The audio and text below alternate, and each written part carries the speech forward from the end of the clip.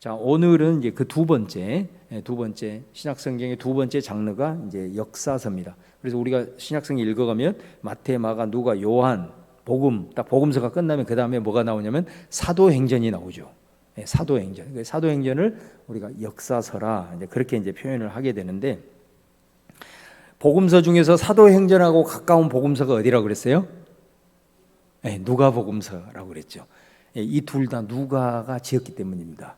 그래서 누가를 전편이라고 그러고 사도행전을 후편이라고 그래요. 그래서 우리가 누가행전이라는 그런 이제 표현도 쓰고 있는 걸 보게 됩니다. 그래서 이제 복음서를 이렇게 보면은 이제 그 연결이 쭉 돼야 되잖아요.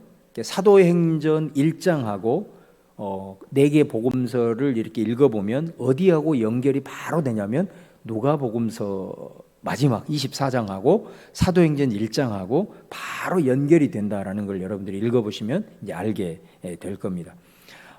이 이제 사도행전은 이제 예수님이 이 땅에 오셔서 그 하나님의 나라, 천국의 복음을 우리에게 이제 선포를 하셨고, 그거를 기록한 것이 복음서라 그랬어요. 그러면 이제 이 하나님의 나라의 복음을 이제 받은 자들이 있잖아요. 그 받은 자들, 바로 12사도를 중심으로 많은 사람들이 받았는데, 그 중에서 특별히 예수님은 12 제자, 사도를 이제 세웠단 말이에요. 근데 그 12사도가 사실은 이제 교회의 기초가 되는 거죠. 교회가 기초가 되는데, 바로 이 사도행전은 이제 이 예수님이 말씀하신 이 복음이 바로 이 예루살렘으로부터 시작해서 땅 끝까지 이게 퍼져나가는 역사를 보여주는 것이 사도행전이란 말이죠. 특별히 이제 이 예수님의 복음을, 예수님이 이제 십자가에 달려 돌아가시고 부활하셔서 승천을 하셨기 때문에 이제 여기 남아 있는 사도들이 이제 그 예수님의 복음을 복된 소식이고 기쁜 소식이기 때문에, 우리를 살리는 생명의 구원의 소식이기 때문에 이걸 우리만 간직할 수가 없잖아요. 그래서 예수님의 말씀처럼 이제 모든 사람에게 이거를 전해야 되는데, 그러기 위해서 이제 먼저 그 사도들을 중심으로 한 교회가 세워지고, 그 교회를 통해서 이 복음이 이제 온 땅으로 이렇게 전해지는 과정, 이 역사를 보여주는 것이 이제 사도행전이라고 볼 수가 있습니다. 자, 이 사도행전을 이해할 때 여러분들이 가장 중요한 사도행전 전체를 요약해 주는 말씀이 바로 사도행전 1장 8절입니다. 뭐 암송하시는 분들은 다 암송하시겠지만은 한번 그러지 않는 분들은 한번 성경을 한번 펴 보시기 바랍니다. 사도행전 1장 8절. 이게 사도행전 전체를 한눈에 보여주는 그런 말씀이고, 사도행전의 주제 구절이라고 할 수가 있거든요. 자, 우리 1장 8절을 같이 한번 읽어보겠습니다. 시작. 오직 성령이 너희에게 임하시면 너희가 권능을 받고 예루살렘과 온 유대와 사마리아와 땅끝까지 이르러 내 증인이 되리라 하시니라. 그래서 여기에서 보시면 먼저 오직 성령이 너희에게 임하신다, 그렇게 얘기하잖아요. 그래서 오직 성령이 너희에게 임한, 이게 1장 2장의 내용이에요. 사도행전 1장 2장에 보면 오순절날 마가의 다락방에서 성령이 임하시잖아요. 그래서 성령이 임해서 이제 그곳에서 있는 자들이 다 성령을 받아서 교회가 시작이 되죠. 이게 3장부터 이제 7장까지의 내용이에요. 그래서 예루살렘 안에 성령을 받은 자들이 하나님의 교회를 세워가는 이 내용이 바로 1장에서 7장까지의 내용이에요. 그러니까 예루살렘 교회가 세워진 거죠. 그래서 그 예루살렘이 이제 하나님의 나라의 복음으로 교회를 통해서 하나님의 그 복음의 역사가 나타나는 그 내용이 1장에서부터 이제 7장까지고요. 그 다음에 이제 8장에서부터 보면은 우리가 잘 아는 대로 이 복음이 퍼져 나가야 되는데, 그러니까 이 사람들이 유대인들이잖아요. 그러니까 유대인들이다 보니까 분명히 예수님이 이 복음을 받고 성령이 임하면 너희들이 이 복음을 땅끝까지 전하라고 했는데, 구약에서 유대인들이 가지고 있는 사고는 뭐냐면 절대로 퍼져나가서는 안 돼요. 퍼져나가는 것을 원심적인 선교다, 이런 표현을 써요. 뻗어나가는 거기 때문에. 근데 구약의 생각, 구약의 유대인들의 생각은 뭐냐면 그 반대예요. 구심적 선교라, 이런 표현을 써요. 이 구심적이라는 말은 뭔 말이냐면 이방 백성들이 다 손을 들고 야훼 하나님께 나와야 된다. 그들이 와야지 우리가 가는 게 아니다. 이런 생각을 갖고 있는 거예요. 그러니까 우리가 잘 아는 대로 순례, 우리도 성지 순례 하잖아요. 이방 백성들이 다 예루살렘 이곳에 거룩한 성전이 세워져 있는데 이 성전에 다 순례를 와서 이곳에서 이사야 뭐 그런 예언에 나와 있는 것처럼 보물을 들고 와서 이곳에 와서 이렇게 해서 여기에서 와서 순례하고 성전 순례하고 그다음에 이곳에서 복 받아서 가고 이렇게 해야지 우리가 가지 않는다. 그리고 그들은 이 유대인들은 이 이방인들에 대해서는 아주 부정한 사람들로 생각을 해요. 그러니까 그들이 먼저 개종하고 성전을 순례를 해서 하나님의 백성으로 돼서 그렇게 해야지 우리가 가지 않는다. 이런 생각을 갖고 있는 거예요. 그러니까 유대인들이기 때문에 예수님의 말씀이 분명히 있었음에도 불구하고 그 말씀보다는 여전히 유대인들이 가지고 있는 그런 구약의 편견에 사로잡혀 있는 거죠. 그러다 보니까 안 나가는 거예요. 이 사람들이 퍼져 나가야 되는데 안 나가는 거예요. 그래서 어떤 사건이 벌어집니까? 핍박이 일어나죠. 하나님이 퍼지지 않으니까 나가서 하나님의 뜻을 이루어야 되는데 가지 않으니까 하나님은 교회 유대인들로 하여금 핍박이 일어나게 해서 결국은 그들이 이제 견디지를 못하고 그곳에서 다 이제 퍼져 나가는 거죠. 그래서 온 유대로, 그 다음에 그들이 아주 이방인처럼 여겼던 사마리아까지 이 사람들이 이제 복음을 들고 가게 되는 겁니다. 그래서 거기에 보면 8장에서 이제 12장까지는 온 유대와 사마리아 복음이 증거되어지는 그런 과정이 기록이 되어 있습니다. 그 다음에 이제 13장을 보면 사마리아와 땅끝이잖아요. 땅끝으로 이제 가는 하나의 분기점이 13장이에요.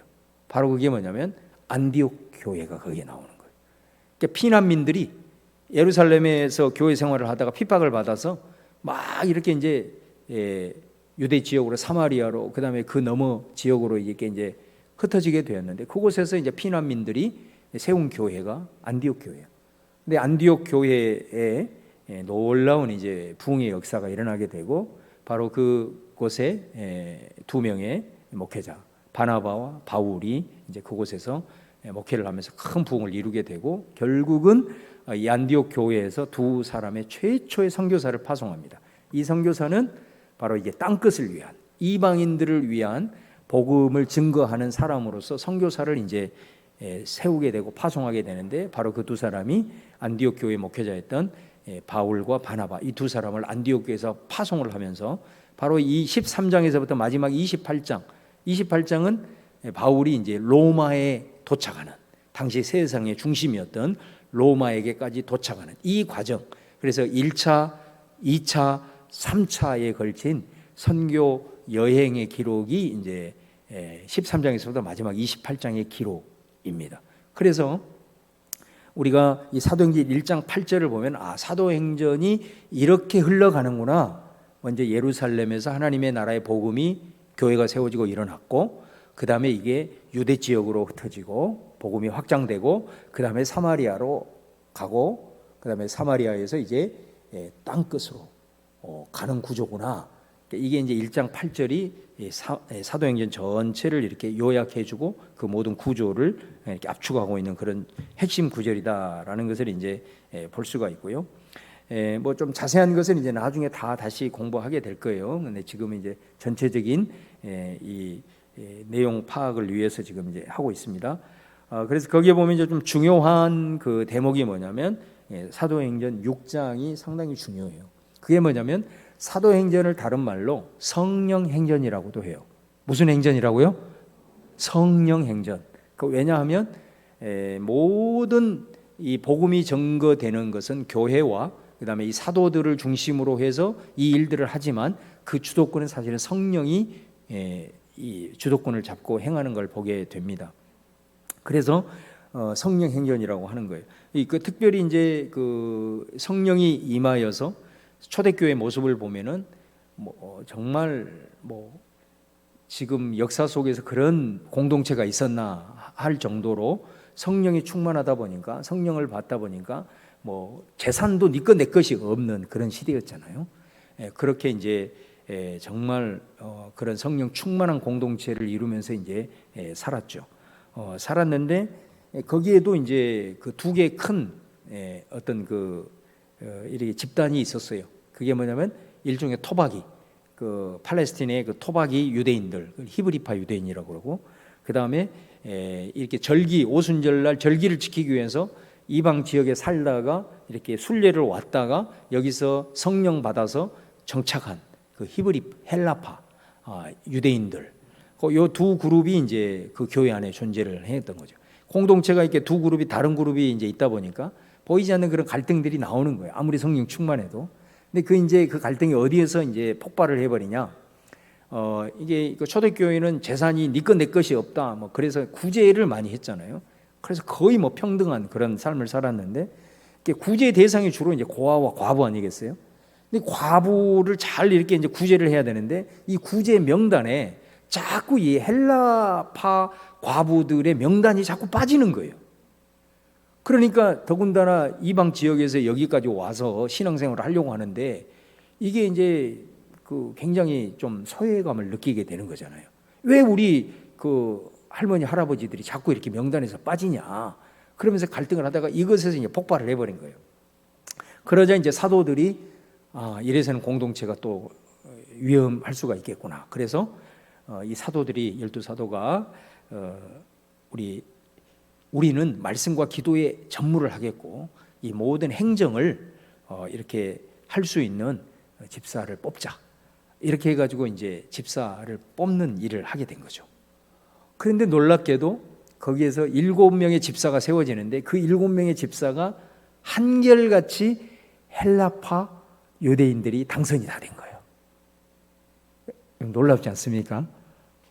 그러니까 이게 진짜 성령 충만한 공동체인 거예요. 그러니까 히브리파 유대인들이 12사도가 다 히브리파 유대인들이잖아요. 그 히브리파 유대인들 12사도가 거기에 모든 주권을 다 쥐고 있는 거예요. 그런데 헬라파가 상당히 소외가 되고 있는 거예요.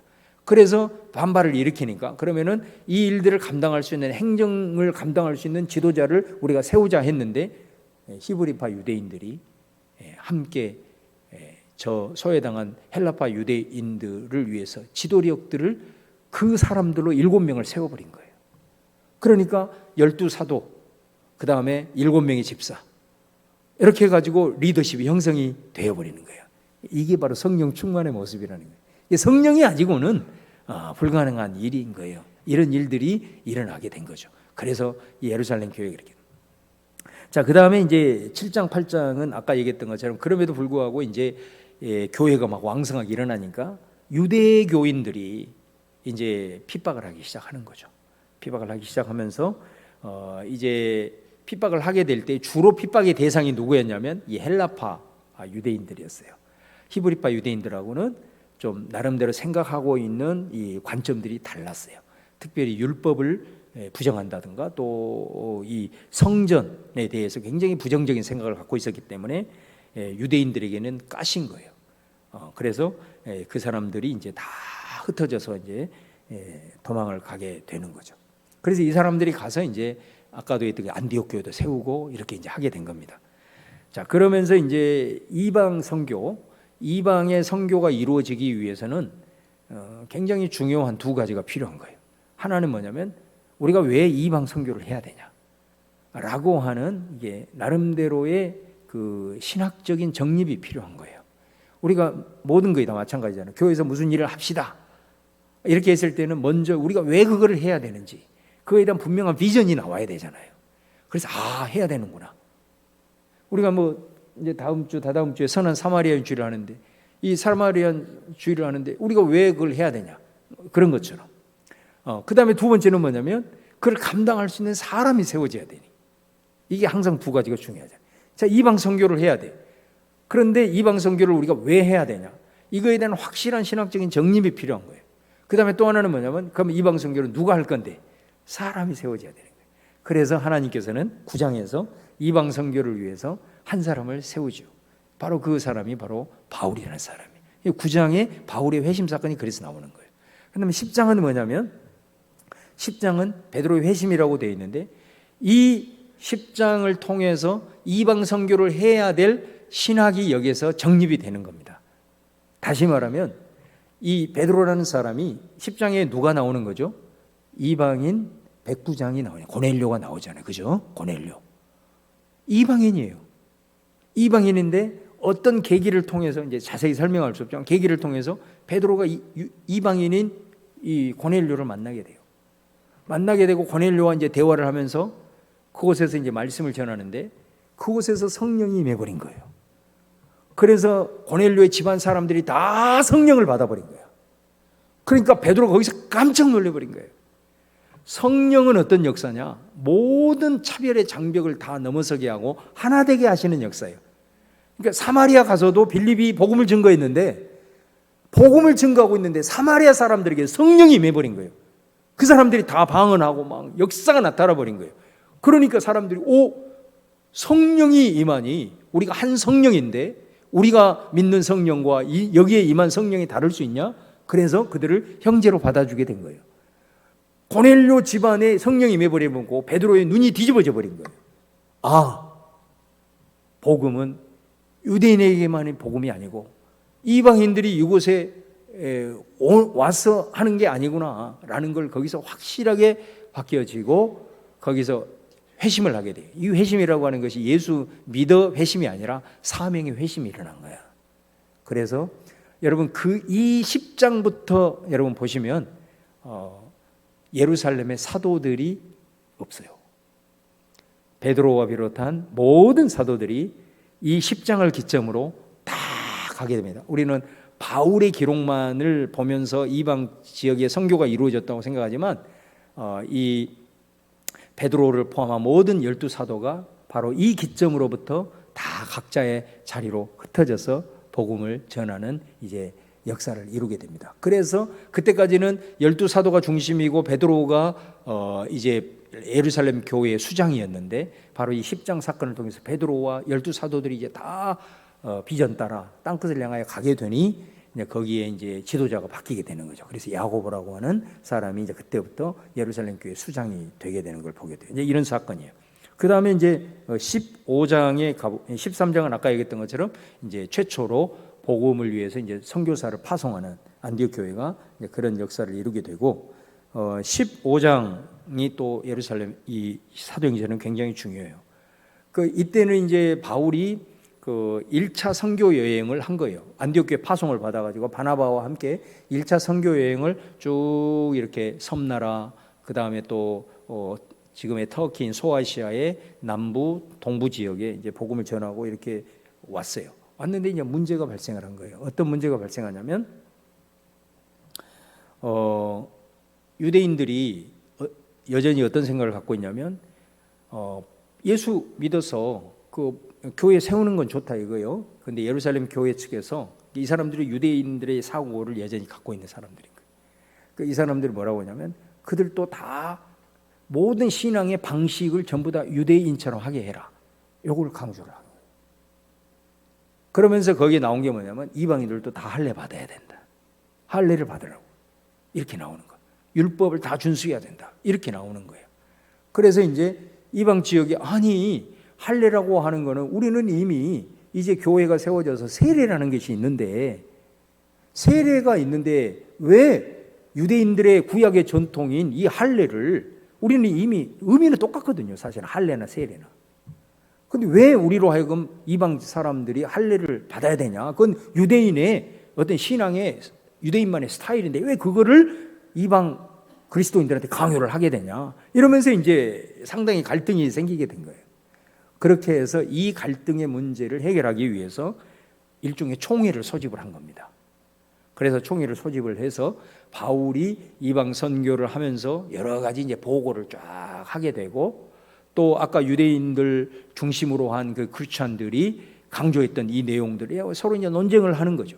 그러면서 이제 거기서 결정을 한 부분입니다. 이 결정이 굉장히 중요한 결정이에요. 여기에서 결정이 만약에 잘못돼 버렸다면 기독교는 세계 종교가 되지 못했을 겁니다. 세계 종교가 되게 하는 결정적인 출발점이 바로 15장이에요. 15장이 중요한 거죠. 15장에서는 이방인들은 할례를 안 받아도 된다. 그는 유대인들의 신앙의 패턴이기 때문에 이것까지 강요를 하지 말자. 이것을 아주 엄청난 결정입니다. 이게 결정이고, 이것을 통해서 이제 그 이방인들도 이제 복음 안에서 이제 자유함을 누릴 수 있도록 이렇게 이제 하게 되고, 그러나 이제 각 지역마다 다 또 유대인들이 살고 있고, 그 유대인들을 중심으로 항상 모든 교회가 출발이 되어지고 있는 상황에서 또 이방인들과 유대인들이 이런 결정을 통해서 또 교회 안에서도 또 분파가 형성이 될 수 있다. 그러니 최소한대로 우리가 좀 일치되는 부분들이 있어야 된다 해가지고 이제 거기서 몇 가지를 결정을 하죠. 결정을 하게 된 게 뭐냐면 우상 숭배. 그러니까 이 교회가 이제 이방인 지역에 세워지게 될 때에 거기에 얼마나 많은 신들이 많냐 이거예요. 신들이 또 없는 게 아니고 또 다 그런 신들이 있는데, 그 신들이 우리가 믿는 야훼, 유일신 그 야훼 하나님과 그 신들과의 그 교묘한 변질이 일어날 수 있고, 이방인들이 또 그런 신의 관점을 가지고 하나님에 대해서 이렇게 왜곡할 수 있기 때문에 이거에 대한 분명한 선을 딱 주게 되고, 그 다음에 또 하나는 이방 지역 자체가 엄청나게 음란한 문화잖아요. 음란한 문화이기 때문에 유대인들에게 있어서는 이 음행이라고 하는 것은 정말로 이건 엄청난 일이기 때문에 이것을 통해서 소돔과 고모라부터 다 이렇게 망해왔기 때문에 이것만큼은 안 된다 해가지고 음행에 대한 이 부분들, 그 다음에 율법 중에서도 이게 피라는 것은 생으로 먹게 하지 말자. 이런 부분들은 이제 선교적인 관점에서 이런 부분들을 이방인들과 그 다음에 유대 이 그리스도인들이 서로 이렇게 갈등해서 봉합을 할 수 있는 이렇게 결정을 하게 된 거예요. 그러니까 이방인들을 인정해 주는 것, 그 다음에 유대인들을 어느 정도 서로 인정을 해주면서 이것이 서로 합의가 딱 되면서 이제 이 복음이 이제 2차, 3차 여행을 통해서 이제 전 세계로 흩어지게 된 아주 좋은 계기가 된 거죠. 이제 이런 일들이 이제 사도행전의 중요한 부분 속에 중요한 사건으로 나타나고 있는 걸 이제 보게 됩니다.